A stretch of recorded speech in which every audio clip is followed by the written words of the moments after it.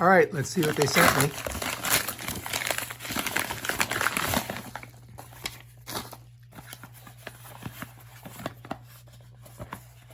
It's always hard to get the box open, isn't it? Oh, here we go. Oh, look at this.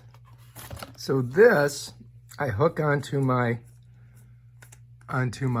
tank, and it's got a shut-off valve here. We turn it this way, turn it that way, and then it's going to tell me how much pressure I've got in it, and then you can hook this part to your hose. I believe. Does it turn? So you got to screw it in like that, and you put this right on your tank, and bam, Bob's your uncle. Now you can know how much gas you got. That's a pretty good little item, I think.